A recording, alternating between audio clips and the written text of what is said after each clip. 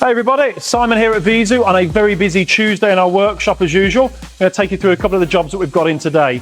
You'll see Matt underneath this wonderful V8 F-Type. He's actually heating up some O2 sensors that need replacing on this, as it's having a modified operated exhaust system fitted. Some of those Lambda O2 sensors can be a little bit sticky in there. Bit of heat with the torch on there helps open the thread up so we can get them out. We've then got a lovely Range Rover Evoque here that's actually having a brand new DPF fitted. This is now going to make it obviously completely road legal, having a DPF actually installed. Previous owner, for whatever reasons, had it removed. New owner wants it obviously legal, so we put the DPF into it. We actually have it. I'll just grab one there for the camera. This lovely brand new shiny DPF going into this vehicle.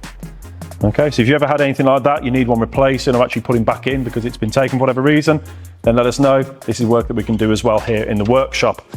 We've also got behind me on the ramp, we have an XJR in that's having a full catback system installed this week. So that will be nice fruity sound out of there. It's already had some remap work done, tuning work done and various upgrades. We have our Gravity Wave project having some new tyres fitted today. And then, quite an exciting one on the dyno, we have another XJR in for the full Harrop conversion. That's the TVS 2300 Supercharger fitted and installed. It's having the uprated Powerman Performance larger crank pulley fitted as well this week, and it's on the dyno ready for tuning later on this afternoon when all the parts are fitted.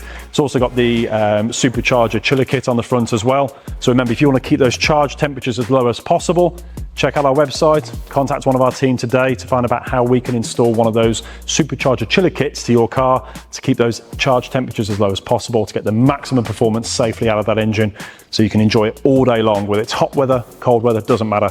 Always good to keep those charge temperatures low. So stick around this week. We'll have more posts, more videos and stuff over the course of this week and this month with work that we're going in the workshop. And yeah, hope you enjoy another busy Tuesday.